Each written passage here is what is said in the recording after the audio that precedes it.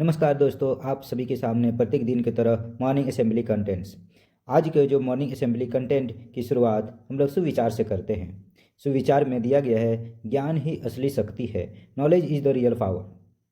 अगला टॉपिक की ओर बढ़ते हैं। अगला टॉपिक दिया गया है मुख्य समाचार का।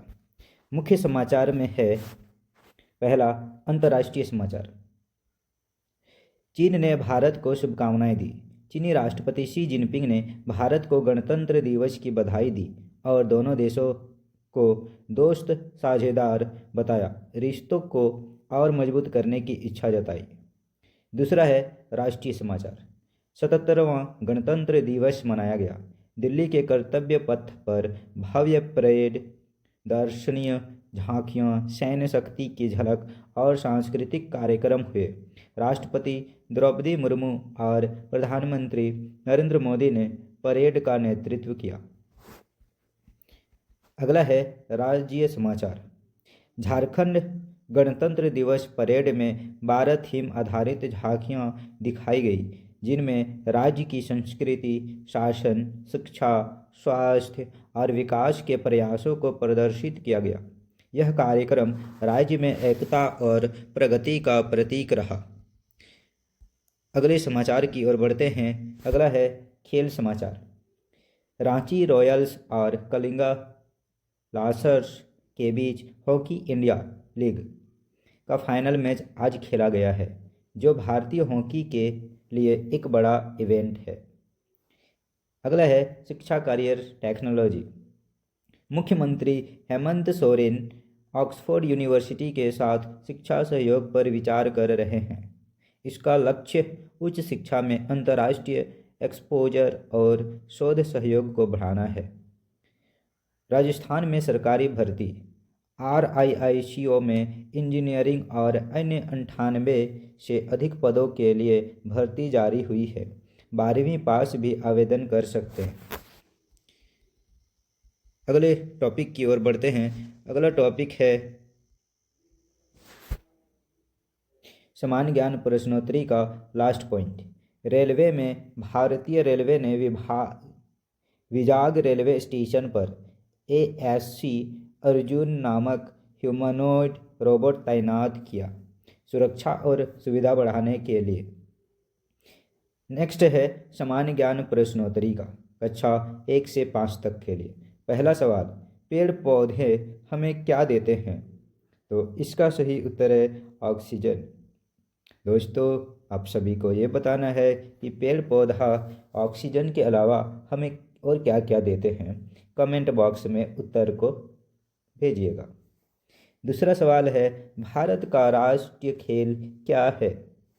तो इसका सही उत्तर है हॉकी। अगले क्वेश्चन की ओर बढ़ते हैं। अगला क्वेश्चन है, हमारे देश का राष्ट्रीय ध्वज कितने रंगों का है? तो इसका सही उत्तर है 3 रंग। दोस्तों, आपको ये 3 रंग कमेंट बॉक्स में बताना है। चौथा सवाल है, मैं दिन में सोता हूँ, रात में जागता हूँ, बताओ मैं कौन हूँ? तो इसका सही उत्तर है उल्लू।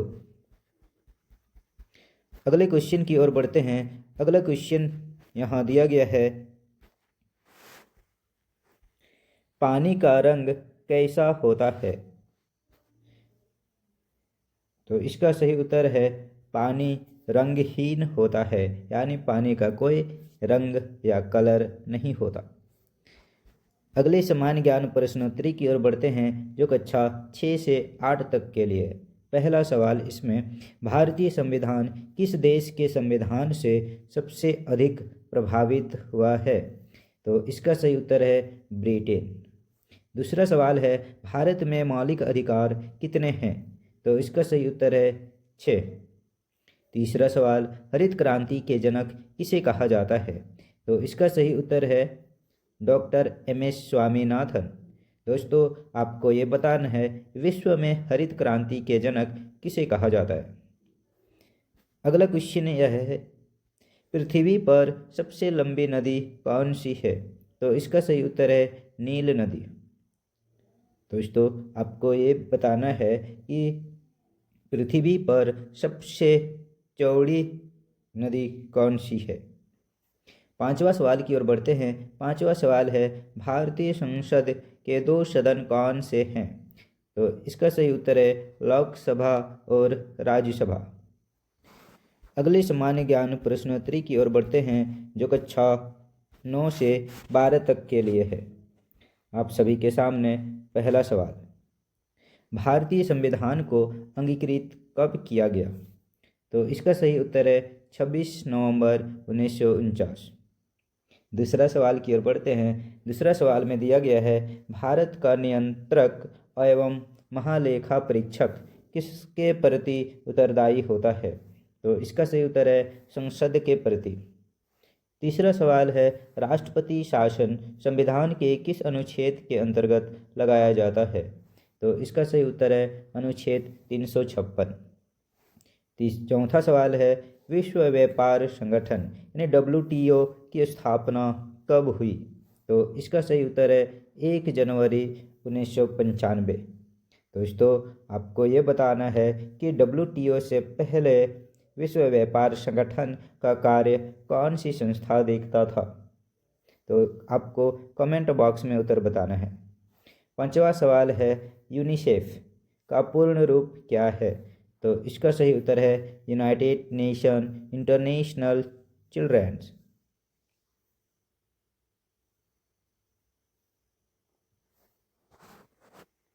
एंड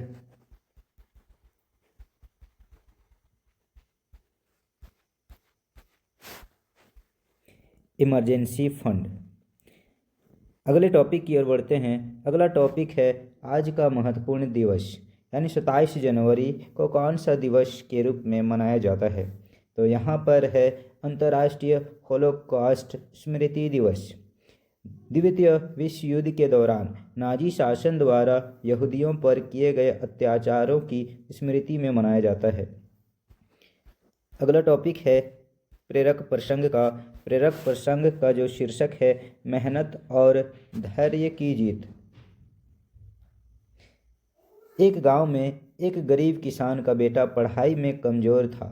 परीक्षा में वह कई बार असफल हुआ। लोग उसे ताने देते और कहते कि पढ़ाई उसके बस की बात नहीं है। लेकिन उसके पिता ने उसे समझाया कि असफलता अंत नहीं बल्कि सीखने का अवसर है। लड़के ने रोज़ समय पर पढ़ाई शुरू की, गलतियों को सुधारा और धैर्य नहीं खोया। कुछ वर्षों बाद वही लड़का अच्छे अंकों से परीक्षा पास कर गया और परिवार का नाम रोशन किया। तो इससे हमें यह सीख मिलती है कि सच्ची मेहनत और धैर्य से असंभव भी संभव हो जाता है। तो दोस्तों, कभी भी आप धैर्य और मेहनत से कभी न पीछे हटना, क्योंकि यही आपको आपकी मंजिल तक पहुंचाएगी, आपको सफलता के मार्ग पर आगे लेके जाएगी। तो आज के लिए यहीं तक। सभी को नमस्कार, जोहार।